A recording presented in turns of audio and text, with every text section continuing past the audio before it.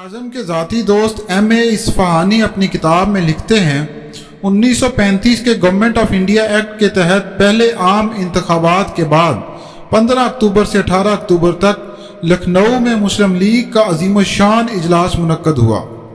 اجلاس کی شان اور پرتکلف انتظامات کا سہرا راجہ صاحب محمود آباد کے سر رہا۔ راجہ صاحب نے شرکائے اجلاس کی میزبانی ایسے طریقے سے کی جسے ان کی مہمان نوازی سے لطف اندوز ہونے والے ابھی تک نہیں بھولے۔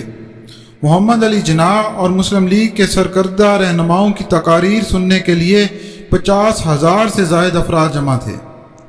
جلسہ عام شروع ہونے سے 1 گھنٹہ پہلے راجہ صاحب محمود آباد، چودھری خلیق الزماں، مسٹر جناح کی عارضی قیامگاہ محمود آباد ہاؤس کیسر باغ پر اس دن کے پروگرام پر نظر ڈالنے کی غرض سے جمع تھے کہ نواب اسماعیل خان بھی اس دیوان خانے میں آ گئے۔ اس وقت وہ ایک سیاہ سموری ٹوپی اوڑے ہوئے تھے۔ مسٹر جناح نواب صاحب کی ٹوپی کی طرف متوجہ ہوئے اور کہا، کیا آپ یہ ٹوپی تھوڑی دیر کے لیے مجھے دے سکتے ہیں؟ نواب اسماعیل خان نے اپنی روایتی خوش خلقی کے تحت ٹوپی جناح صاحب کو دے دی اور درخواست کی کہ آپ اسے اوڑھے رہیں۔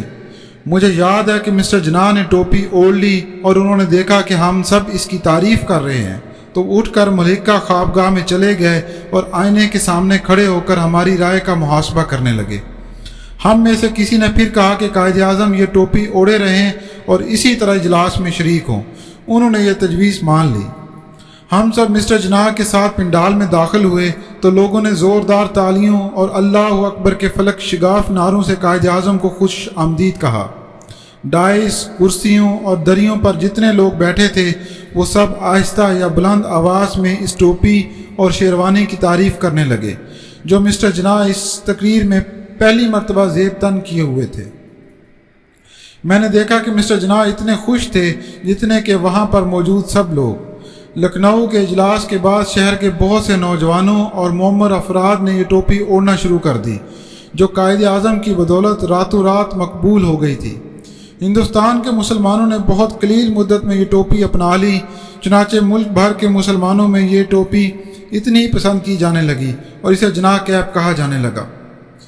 قائد اعظم پر اپنی کتاب میں ہارون الرشید تبسم لکھتے ہیں، انسانیت کی خدمت کا جذبہ قائد میں کوٹ کوٹ کر بھرا ہوا تھا۔ انہوں نے اپنی صحت کی پرواہ کیے بغیر کام اور بس کام کو اپنا شعار بنائے رکھا۔ ایک رات تقریباً 2 بجے محترمہ فاطمہ جناح نے اپنے بھائی سے کہا کہ سو جائیے، بہت رات گزر گئی ہے۔ آپ نے فرمایا، جب قوم سو رہی ہو تو کوئی تو جاگنے والا بھی ہو۔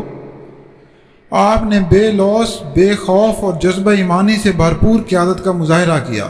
فرحاد کو شیریں سے، مجنوں کو لیلا سے، رانجھا کو ہیر سے اتنا پیار نہیں ہوگا جتنی محبت حضرت قائد اعظم کو برصغیر کے مسلمانوں سے تھی، کیونکہ آپ کا جاگنا، آپ کا سونا اور آپ کا کام کرنا سب کچھ لوگوں کے لیے تھا۔